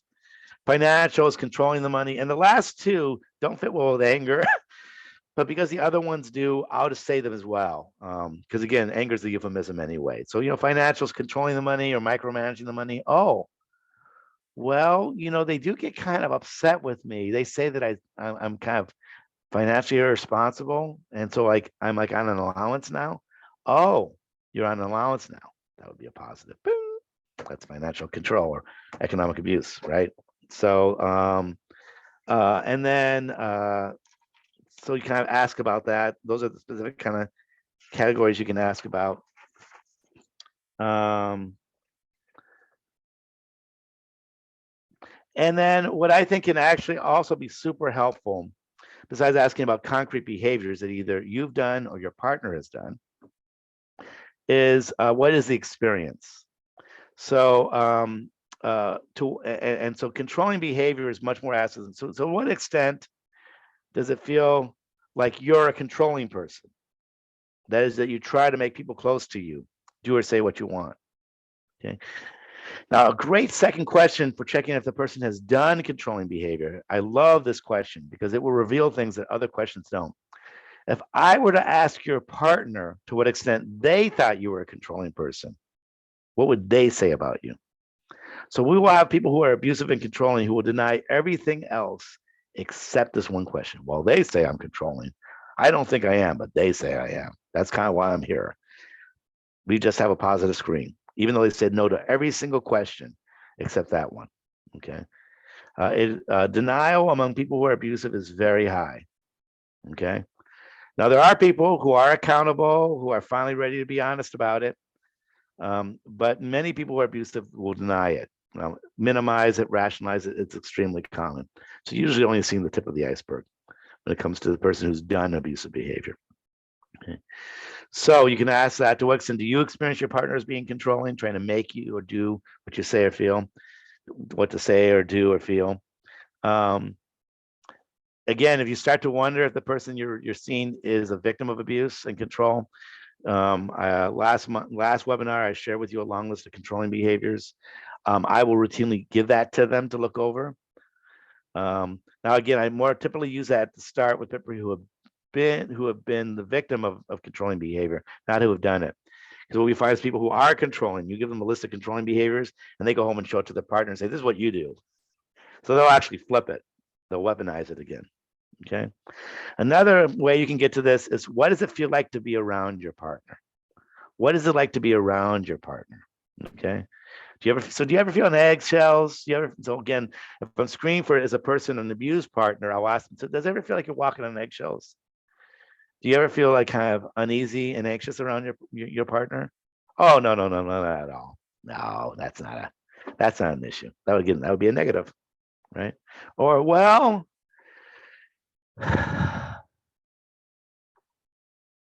at times, right? That's a positive. And now you're starting to say things that they've never been asked before as they start to tear up, let's say, because you're getting closer to what's really going on. Okay. Another question that I think is really, really helpful. So I didn't put stars by ones, but this would be one I'd put a star by, is to what extent does the relationship feel collaborative? To what extent does it feel like you're on the same team? People who are being abused will report, it often feels like my partner's against me. It often feels like my partner, actually my partner feels like my partner thinks I'm against them, and I'm not, but they keep thinking that I am, or they keep accusing me of that, right? And what we're looking for is not isolated acts of abuse and control. Isolated acts of abuse and control are kind of comparable with somebody who has isolated moments of being intoxicated. Okay. That's kind of, nobody's perfect. What we're looking for is a pattern, a recurring pattern of abuse and control. Okay. Now, keeping in mind that people who are abusive and controlling often minimize it, and people who are the victims of abuse and control oftentimes don't fully understand the breadth of it. When people are more aware, typically this is happening on a weekly basis, if not more frequently than that. The most extreme stuff may happen one time, once in the 10 years we've been together. But the more subtle stuff is what we're talking about. Okay. Now, if you're doing couples work or family work, and they've mentioned anger is part of the, they come in with a list of complaints. Well, we have problems communicating. We can get activated at times. We can kind of get a little grumpy at times. They list a number of complaints. What I want to ask about one-on-one is, to what extent, if I could make the anger issues go away, right? So again, I'm going to use whatever euphemism they've been using. If I could just make that part of it go away, to what extent would that take care of the problems in the relationship? The higher the percentage they give that as an answer to that question, the more we're talking about a domestic violence relationship. In my experience, when I ask that question to couples, if the percentage they give is about 50 or 60%, the main concern here is domestic violence. Okay. So they may talk about lots of concerns. And the reason why is a lot of these other concerns are due to the abusive behavior. Okay. The lack of sexual intimacy they list, common in abusive relationships. The distance they feel, common in abusive relationships. That they're often depressed, common in abusive relationships. And there's also anger. Okay. So what if I could make the anger go away? What if I could just magically make your partner's anger? Oh my God, that would be so incredible. It's like, what percentage would that be? Oh, that'd be like 90%. That's an abusive relationship right there. Okay. All righty. So those are my, I'm going to talk about screening outcomes now. So that's kind of my quick screening. Now, there are lots of other screens out there that give very specific questions you can ask. You can give them, they can do them as pen and paper things they can fill out. I'm not going to talk about any of those today. If you really want to get some of those, you're welcome to contact me back channel. My email is at the end of this presentation, and I can share with you some of those tools. And those are fine tools. There's nothing wrong with them. You can use them, but this is what I do. So anything else about this, about how to screen, before we talk about how to deal with the results of the screening? Anything, Janie, on the chat or otherwise, or anything that you want to add?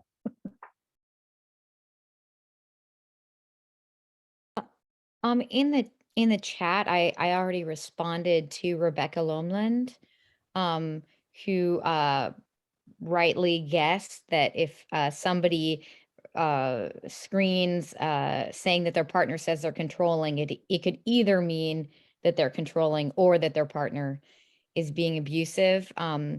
And some folks have mentioned DARVO as a helpful acronym.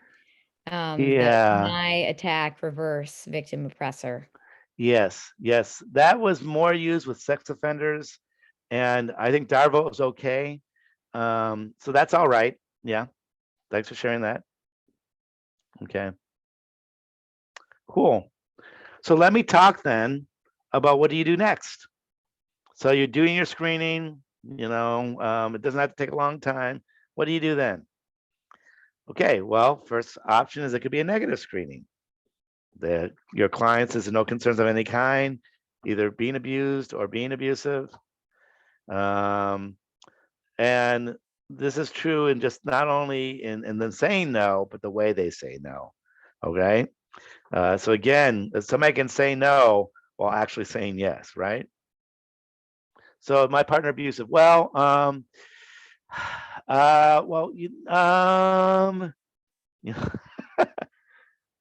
if they can go ahead and say no, it doesn't matter. Just the fact that they're wrestling with that tells you there's something going on there. Doesn't mean that's a positive, but you definitely got to do some more digging. Now, I want to make it clear, there may be a few isolated acts of abusive behavior. Okay. but it is not a concern that either person has. These are isolated, not significant, not impactful. This is similar to if you ask me if I've ever been drunk, and yeah, I get drunk about once a year, but otherwise, usually I only drink a drink or two. No, it's never been a concern. Or just, how often does my partner drink? It's never been a concern. Yeah, they blacked out once. That was kind of a crazy situation, but no, I'm not concerned about their drinking. So there may be an isolated act or two, but nothing more than that, right? There's no contempt, right? I mean, they may be estranged, they may be unhappy with each other. I may really, I'm not sure I can stay in this relationship, but it's not because of the contempt that's present. Keep in mind that just because there's no physical abuse does not mean it's a negative screening. Most abusive behavior is non-physical. I talked about that a lot in the last webinar, but just a reminder of that.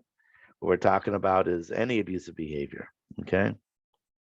So if it comes back negative, on you go with your therapy, just like you would normally do it, whether you're doing individual therapy, your couples work, your family work, comes back negative, on you go. Just keep in mind that once in a great while, a negative screen, you'll realize later on, actually there is domestic violence present. So just keep that as a possibility. In my experience, most of the time, if it's a negative screen, that's going to turn out to be the case. But once in a while, I'll realize later on, even I will realize later on, oh, wait a minute. And the reason why it will be screening now, it'll basically be a false negative at this time, is because the client's in denial, either about their own behavior or about their partner's behavior. They don't really think of it as an abusive situation, even though it is, like they've been focusing on physical abuse and this has never involved physical abuse, or they don't feel safe with you yet. So they've willfully not been honest with you. I have too much shame to admit what I've done, or I'm wary about what you're going to do, because the thing I don't want you to do is tell me to leave my abusive partner. And that's not helpful for me. So I'm not going to tell you right now. So those are common reasons why you can get a false negative, either due to denial, due to ignorance, or due to mistrust. And then as they get more aware, or as you start to realize, oh, wait a minute, there's something going on here, or they start to trust you more, it may come out later on. Okay. So, here's the deal. If it is an abuse, and this will also go to the ambiguous screening, if you stay open, if it's an abusive relationship, as time passes, if you're open to that possibility, it'll become more obvious that it is. Okay, so that's what I found. I can't tell. Maybe it is, maybe it isn't, and I'll get back to this in a moment with the ambiguous screening. So just stay open, even if it's a negative. I could always be wrong about that. Okay, but generally, no way. It's just not. It probably isn't. Okay. So, if it's being positive. So here's the deal. So with the positive screening, my client is the abused one. They are experiencing an ongoing pattern of abuse and control. It's happening regularly. And that behavior that's being done to my client is leaving them anxious and afraid and tense and stressed and on eggshells related to that behavior. It's also possible that my client, who's positive for being abused, feels like they're questioning their reality. They're questioning their thinking. They feel like they're going crazy because there's this gaslighting going on, because they're just questioning their reality, in part because their partner's questioning it. Okay. So again, this is kind of this crazy making is because of what my partner's doing. Okay. Other tells that it's a positive screen where your partner's the abused is they're continually compromising themselves in the relationship, what they want to do, what their values are, because when they assert themselves, they are abused and mistreated. And this is very important. This is something I've learned over the years is, and this is where we get a little bit more subtle. I've had some clients over the years who I initially thought were being abused. Okay. But what I learned over time is they were being very deferential because that's the way they learned to be in their family of origin. Okay. They were being very deferential, and that's the only way they'd ever been with their partner. So it wasn't that they had tried to assert themselves and they'd been blasted. They tried to speak up for themselves and they got things. They put forward what they wanted and their partner dismissed it. My client just has never done that. Okay. So I've had some false positives in those situations. Okay. And the key thing there that became clear later on is, oh, wait a minute. They've been like this all along. Their current partner didn't make them into this passive, deferential, on eggshells person. They were this way even prior to this relationship. And in fact, when you inquire in more detail, they actually have not done a good job of being assertive. Okay.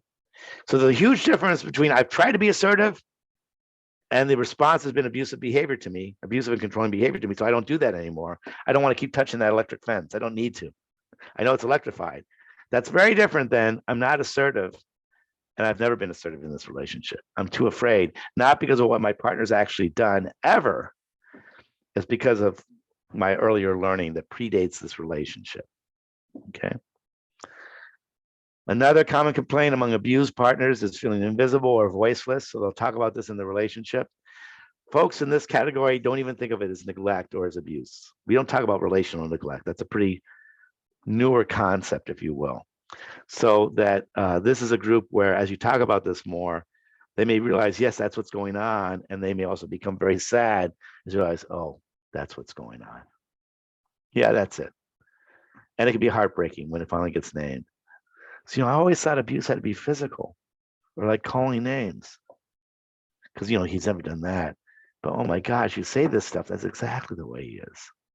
So it's good because it names something that's been true, and it's painful because it names something that's been true. So it's very important. They've repeatedly tried to be assertive. They've repeatedly tried to advocate for themselves. And a good amount of the time, that's rebuffed with abuse and control. And their experience is their partner is quick to see them as not being on their side. So I believe my partner's on my side, but I can't convince them that I am. They keep seeing me as not. They accuse me of pushing their buttons, and I try. I mean, that's probably why I'm here, because I still push my partner's buttons. So that's why I'm here. That would be a way an abused partner would present. Okay.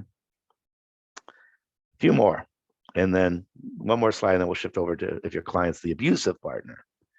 So again, your client's partner is quick to take things personally, quick to feel attacked, quick to respond as if they've been attacked, even when your client is trying to go and come from being on the same side. They're trying to be collaborative. Okay. Your client's partner is very outwardly focused. They're always talking about the client, but never about themselves. Doesn't feel like it's a collaborative relationship, all these kinds of things. One of our referral sources for, I mentioned earlier that Allies and Change has about 70 people in our groups that are voluntarily engaged. Most of those voluntary people are partner mandated. That's what we call them. They're here because their partner has said, you need help.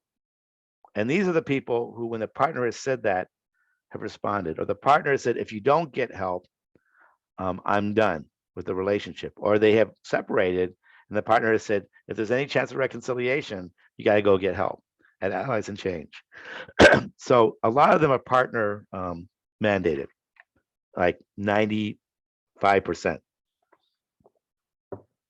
However, behind that, a significant number of those folks, the partner is meeting with a therapist who is knowledgeable about domestic violence, and that therapist is supporting that person saying, your partner needs help. Your partner needs specialized services. And I'll get into this in more detail in the next webinar. But the reason why I'm mentioning this here is we actually get more referrals from therapists who are working with abused partners than we do from therapists working with abusive partners. So one common referral source for our voluntary clients is from therapists who've been working with the abused partner. So how did you hear about us? My wife's therapist, right? That's kind of what they'll say, that kind of thing. Okay. So now shifting over to your client is the abusive partner. What are some indications? Again, if the screening comes back positive, Abusive partners tend to be very externally focused. Not always, especially not in therapy, but they often are. They very much want to talk about their partner, not themselves. When they talk about their partner, they're going to be quick to characterize their partner negatively. They often are very quick to label their partner with psychological conditions. The most common ones are borderline, bipolar, and having an addiction. Depression somewhat, but especially borderline, bipolar, and addiction. I joke sometimes that I don't run groups for abusive partners. I run support groups for men who are married to borderline and bipolar women, because that's such a common mischaracterization. And most of the time it's a mischaracterization. What they're describing are these mood swings. Okay, well, don't you think you'd have mood swings if you were in love with an abusive partner? Because when they're behaving well, things are great. When they're behaving poorly, things are awful. So the mood swings are not due to bipolar disorder or borderline personality disorder. They're due to living with somebody who can be incredibly kind in one moment and incredibly cruel the next. They tend to not take a lot of responsibility for their own well-being. They characterize a lot of the problems as being with the other person. Of course, they talk about anger issues. They're not having conflicts well. Their partner may say that, my partner says I have anger issues. So yeah, doc, it's good to see you today. I'm glad we met today. We had another argument that didn't go well. That kind of stuff, And they'll talk about relationship problems, but when you listen more closely, it's not the two of them as much as it is your client that's doing it. They tend to display a variety of behaviors consistent with Gottman's work on couples with the Four Horsemen. And just to unpack these a little bit more, if you're not familiar with them, I already talked about contempt. Criticism is making broad, general negative statements about a partner. They're lazy, they're selfish, they're thoughtless. Okay, that's criticism. Complaints are the pro-social alternative. Complaints are talking about specific behaviors. I need more help from my partner with childcare. My partner has not been very open to discussing setting a budget. Okay, so complaints are good. Criticism is problematic. Stonewalling is giving the cold shoulder. Okay, and defensiveness is responding very quickly to the other by defending yourself. Defensiveness is automatically, in my opinion, in general, bad behavior. What happens is you're complaining to me, you're sharing a concern, and actually the focus right now is on you. I have this concern, I have this issue I want to deal with. And if I get defensive, I'm hijacking the conversation. We shift from focusing to you and what your concern is to me, and that I don't do that. Okay. So I see defensiveness in general as a problematic behavior. But these are, again, all very common in abusive relationships. Okay. So here's the deal. If you have a positive screening, okay, if you're working with the abusive partner, really what they need is to be in a specialized group for abusive individuals. Okay. That's what they need, most of all. Okay. Excuse me. There's a lot of resistance from people being in an abuse intervention group. So you can talk about it other ways. And the intermediate step that's not nearly as strong, but better than nothing, is getting them into individual work to prep them for going into a group. And the individual work being with somebody who specializes in domestic violence. So that's the abusive partner. That's where they should be. And not that an abuse intervention group is automatically going to make them better, but it has the best likelihood to helping them change. General groups are very unlikely to create any real change in the abuse. It may lessen certain kinds of it, but it's not going to stop most of it because it's not just in the core beliefs. Individual work is just so much weaker than group, as I'll talk about some next month, next webinar, rather. And then general individual therapy is hugely problematic if the intent is to focus on the abuse and control. Okay. And again, I want to say this again. I said this the last webinar, but this bears repeating. Abusive and controlling behavior can be triggered or activated by lots of different things. But the cause of abuse and control is almost always a pro-abuse belief system. It is a person giving themselves permission to be abusive. Okay. So many things can activate it, but they don't cause it. All right. Trauma can activate it, or having a trauma response, intoxication can activate it. None of these things cause a person to be abusive, because we've got tons and tons of examples of people who are alcoholics, trauma survivors, stressed out beyond all means, and are still not abusive and controlling. Okay. The abused partner, it's very important that the abused partner has some place where they can talk and get validation. Okay, that's, in my opinion, what they most need, is where they can get ongoing validation. Many abused partners are quite isolated. Even if they have friends or a circle of friends, they may be hesitant to tell their friends about what's really going on. So that's what they most of all need. That can be, if they have a good social support system, that can be amazing. It can be hugely helpful. If they don't, then professional support is even more important, whether it's in individual therapy, which can be very helpful, or in a group. It's important that that the individual therapist or the group have some understanding of domestic violence. Not as core as if you're being abusive, if you're the abusive one, but that's really important still, if you will. And I'll talk more about how to work with clients who are abused or abusive in the next webinar. But that's, if it's screening, they need other services. The abusive partner, most of all. What I found is some abused partners, if they have a good relationship with their current therapist, and the therapist has at least a passing understanding of domestic violence, that may be all that they need in terms of right now. The abusive partner is one who really needs additional things. Sometimes the abused partner as well. Okay, and so an ambiguous screening is when you can't fully tell what's going on. Okay, typically what this means is there's been some moments of abuse and control, or there's some indication that it's not a collaborative relationship or whatever. So there's some things that, yeah, that could be that could be that, but it's not quite gelling into a pattern. Okay, so it's not completely clear. That would be a negative. It's not, oh yeah, it's here and here and here. That's a positive. It's kind of in between that. Okay. So in my experience, my actual lived experience as a therapist, here are some times that shows up this way as being ambiguous. The person who's being abused does not say this is a main concern. So even though this couple talked about anger concerns and problems with conflict, and I'm seeing some abusive behavior, when I ask the abused partner, to what extent is this a concern? Oh, maybe 20% of this is the problem, is the anger. Okay, so what's the other 80%? Communication, I get very reactive and I don't communicate well. They'll get reactive and we almost take turns. Sometimes I'm the one who starts things going downhill. Sometimes they start things going downhill. So in other words, they'll say that it's not a primary concern. So that makes me wonder, the abused partner is not particularly negatively affected. Yeah, I mean, he's saying fuck you and goddamn and things like that, but it's the way he talks. I'm not too worried about it.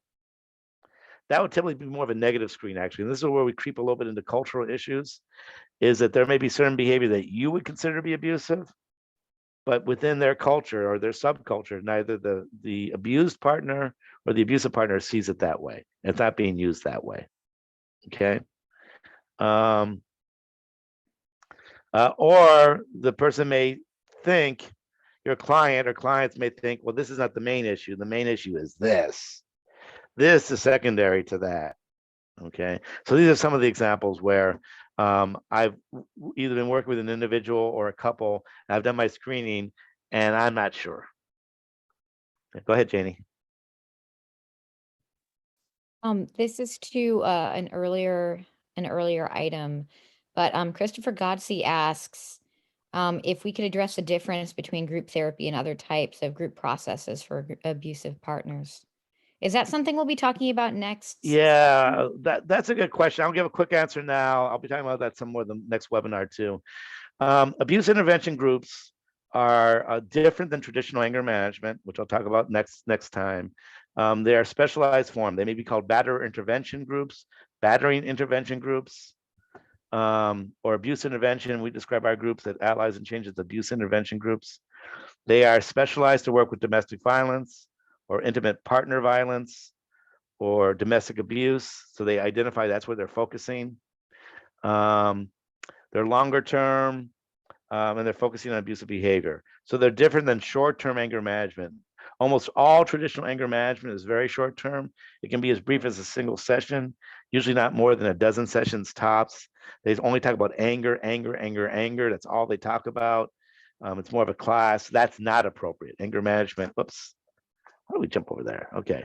So that's what we're talking about. Sorry about that. We kind of jumped ahead. All right. So I have to go skip ahead. All right. Oops. Okay. So that's a little bit about what we're looking for. Most areas, I know we have some folks from not in the Portland metro area or from Oregon attending the training. Most areas have some kind of abuse intervention programming. However, a lot of the programs out there work almost only with court-involved people. And so this is where things get complicated, is they may not have as light a touches as needed to work with voluntary clients. So what do?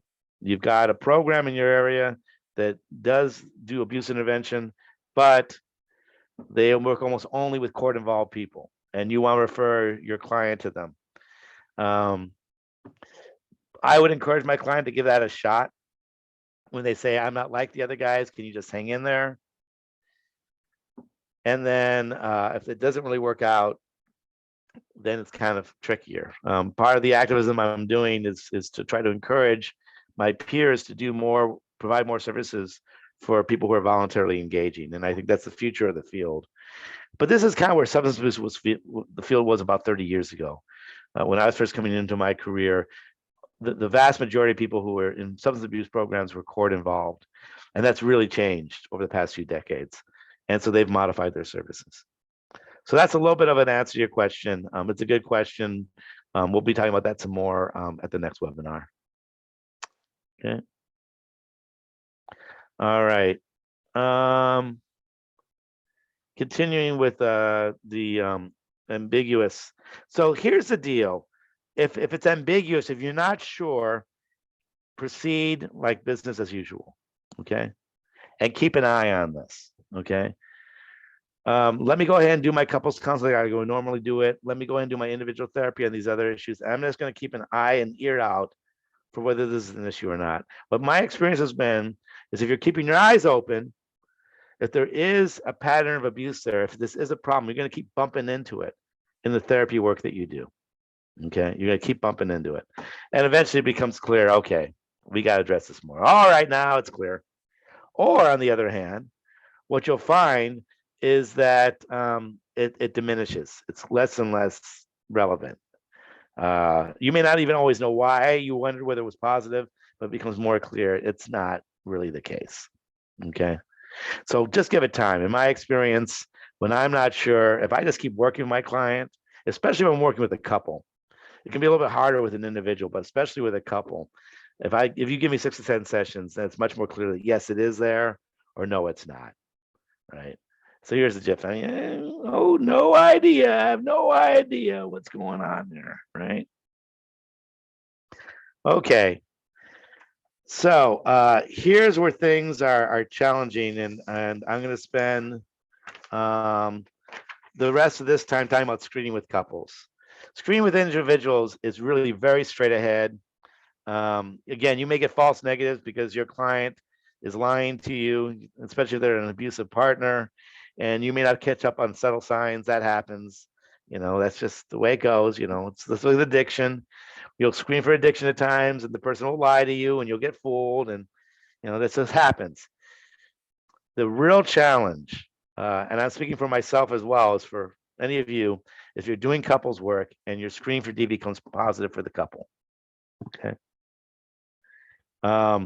And as I already mentioned, mutual abuse is rare. It's very, due to an earlier question that was asked, it's very unusual to have both people in power over. It's very unusual to have both people with patterns of abuse and control.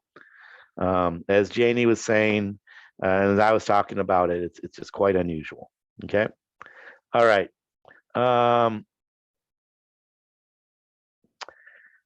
So here's what I have found over the years is that couples counseling will not work if there's a pattern of abuse and control present, no matter how you try, or it will have limited effectiveness.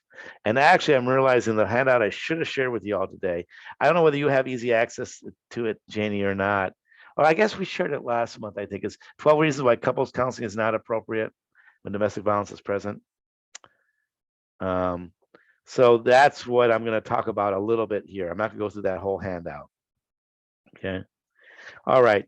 So the origins of this handout was in a meeting that happened like 25 years ago now, almost long, no, more like 20-ish years ago, in which a number of us kind of talked about, who work with abusive partners, talked about ways that couples counseling is not effective. And here are a dozen reasons why. And you can read the handout, which hopefully can be shared in chat. And I apologize, I forgot about these slides. I was covering this right now. But in general, I do not recommend doing couples counseling when domestic violence is present. Okay. So I just want to knock out, I know I've got a little bit less than 15 minutes, talking about this complicated process of navigating when you've got a positive screen with your couple. Okay. And here's another thing I need to mention briefly. A lot of rules and regulations and a lot of policies are established in our country, in professions, with the assumption that people are on the same team, that people in a romantic relationship are in collaboration. And that's true the majority of the time, but it's not always true. And likewise, when it comes to what is ethical work in therapy, there are some things that are based on the assumption that your couple is collaborative. Okay. And I'm bringing this up right now because I'm going to say something that some couples therapists would be appalled that I would say. But bluntly, those are couples therapists that don't understand domestic violence and professors who teach couples counseling. Because a classic stance that most couples professionals have is you don't keep secrets. You don't keep secrets, right? No secrets. Okay. Here's the deal. If you're dealing with a couple with domestic violence, you have to keep secrets. In fact, if everything is honest, you're going to either silence the victim, the abused partner, or you're going to out information that could escalate the abuse. Okay. Another thing you're not supposed to do with couples counseling, classic kind of thing I got taught and trained here all the time, you don't take sides. Now, Terrence Real actually, as a couples counselor, does not agree with that. So Terrence Real, as he talks about, admits, in the training I've had from him, acknowledges that he will take a side, and he's not shy about doing that. But in general, he's supposed to remain neutral. So here's the deal. What's vital is you need to have at least a few minutes alone with the abused partner to say a few things. Now, you can do this in the same time you screen, okay? Or you can do this as a very brief another time, okay? But it's vital that you have a few minutes with the abused partner, okay? And this is the things very quickly. And this is just like the clock's running in this training. This is exactly the way it feels, with the couple when you're meeting with the abused partner. We've only got a few minutes. I got some things I got to tell you really fast. Number one, I believe you're in an abusive relationship, okay? It's vital that you understand that while you are not a perfect person, you have zero responsibility for your partner's abusive behavior. The abusive behavior that is done is 100% the responsibility for the person who's doing it, okay? And think about it this way. You could be the exact same person you are with all your shortcomings. And if you're with a non-abusive partner, they may be frustrated with you. They may be unhappy with you. They may say, we need couples counseling, but they would never, ever be abusive towards you, even with you doing the exact same things, okay? I also want you to know that couples counseling is not appropriate in this kind of situation. But we got to. This is the only thing you'll come in for is couples. Okay. I understand. I'm not saying that I'm not willing to meet with you two. I'm just saying that you need to understand that if there's any chance of your partner stopping their abusive behavior, it means them getting in specialized services, specifically specialized group work for abusive men. Oh, there is no way he would ever do that. I understand. I just want you to understand that. Now, even if he were willing to do that, or they were willing to do that, or she was willing to do that, there's no guarantee that's going to help them get better. Okay. These programs do work for some individuals, but they don't work for all individuals. But it's the best shot at them getting help that will make them change. Now, the next best thing, which is a distant second, is individual therapy. Okay. With somebody who understands this. Well, I don't think they do that either, but they do that before they do a group. I hear you. Okay. So I just want you to be aware of this, that I don't think this couples work is going to address that issue. Okay. Now, furthermore, I want you to encourage you to consider doing some reading on your own to better understand abusive behavior. And the two books I found that people find the most helpful who have been abused is The Verbally Abusive Relationship by Patricia Evans and Why Does He Do That by Lindy Bancroft. Okay. So let me ask you this. I'm going to be talking in a few minutes to your partner. To what extent can I disclose to them what you've been sharing with me privately? Oh, you can tell them all. I mean, I've told them all this stuff before. That's a good sign when it's above board. Do you have to tell any? I mean, oh geez, do you have to tell them? No, I won't tell them anything. I won't tell them anything. Don't worry about it. I won't tell them anything you don't want me to tell. Oh, thank you. I mean, I hate the situation, but if they hear that you think they're abusive and that I told you, it's going to be really bad when we get home. It's okay. It's okay. I understand. Don't worry. I'm not going to tell them anything. This is the keeping secrets that you have got to do if you're dealing with an abusive couple, right? With an abusive partner, you know. So let me ask you this real quick. To what extent do they acknowledge they have issues? Okay. And I will tell you, the more the abusive partner can admit having issues, the better the prognosis, the more encouraging that is. Okay. Now here's something else. As I talk to the abused partner, is the more you want to stay in this relationship, the more it's going to be vital potentially for you to name this behavior if you want it addressed. And what's important is you talk about the behavior that's problematic rather than just labeling it in general. Okay. So, and I'll talk some more in the next session about other ways to kind of work with this as a couples therapist. Okay. So I do all that with the abused partner. That's why I talk with them first, or the one I thought was going to be the abused partner. Now I'm with the abusive partner. Okay. And again, I know this DV, so there's no question about that. So I'll still do any other concerns you have? No, not really. You know, she drinks a little bit too much at times, but other than that, it's fine. Okay. Any concerns about anger or abuse? Well, you know, I mean, we kind of talked about that some. I admit that occasionally I do lose my temper. I say a few things I shouldn't say. Okay. So what I want to know is, number one, to what extent is the abusive partner willing to acknowledge that they have been abusive? The more they can acknowledge it, the more encouraging that is. And then another thing I will ask them, and this is, again, I will ask them, is let me ask you this, you know, to the abusive partner alone. To what, if I can make your angry behavior or your abusive behavior, however they described it, magically go away, to what extent would that take care of the problems in the relationship? Well, honestly, Doc, I think it's mainly me. You know, I'm just kind of, you know, a kind of knucklehead. I'd say probably like 90%. That is a great answer. That is the answer you want to hear. Because then what I can say to them is, you know what? I appreciate you being able to own it. And that is actually good news for you. Because what that means is if you can take care of your part of the problem, things will be so much better for you.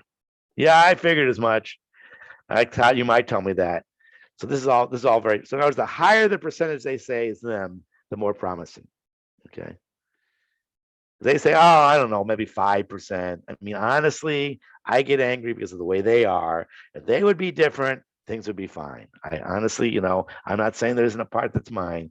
It's mainly them. Right? Okay. So, and then if they do acknowledge a high percentage, or they do acknowledge that their anger or their abuse, however they're calling it, is an issue, then are you willing to work on that on your own? Okay. All right. And we've only got 5 minutes left. So, and I've got 7 slides. So you can read these slides on your own, I guess, which is why I put them in writing. Again, the more the abusive partner and couple can acknowledge significant difficulties, the more encouraging that is. If they acknowledge some difficulties, the idea is to go and plant more seeds. If they acknowledge, and then if they acknowledge little to no difficulties. Ultimately, once as a couples therapist, once I'm aware that there's DV present, if I have to proceed with couples counseling with them, on the surface to them, it's going to look like couples counseling. In fact, what I'm doing is I'm doing a couples intervention, because what I know from a lot of experience, and I'm Gottman trained, that's what I use a lot as the Gottman work. Inevitably, the abusive partner is going to undermine the couples therapy. Inevitably, the abusive partner is not going to work collaboratively. Inevitably, they're not going to follow through on recommendations. So it's very predictable that way. And then as that happens, I look for more and more moments to confront and name. So these last few slides are important for you all couples therapists out there, and also to some extent families therapists out there as well. I just don't have time to go over them in detail. Although some of this stuff I will be talking about some in the next webinar. So we've got just a few minutes left. Any lingering questions or comments, Janie, anything that you want to bring up for folks before we wrap Yeah, up? I don't know if we have this available, but some have asked for a list of therapists who do individual work with abusive partners. We don't. That's a good question. Well, that's a good question. And if you contact me back channel, I can share it. And then the reason why we don't have a list is that how do you get on the list or not? So I have an unofficial list. I know some therapists who I think are knowledgeable, and I know some who are very not knowledgeable. But I don't want to generate a list of names. In general, what you want to do is you want to reach out to somebody. What kind of training have you had in domestic violence?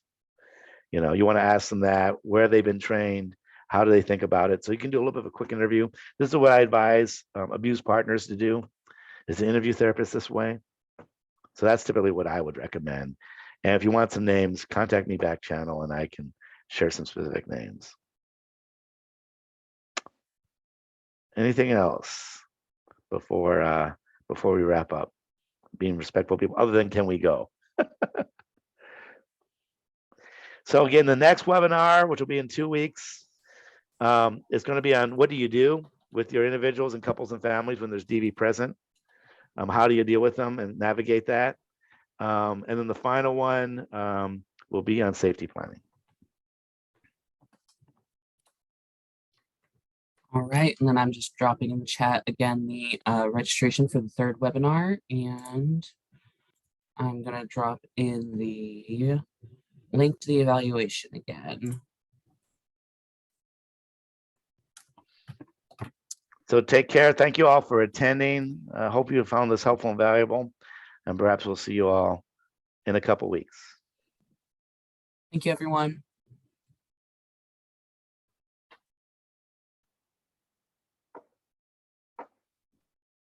Chris. Do you want to stop the recording?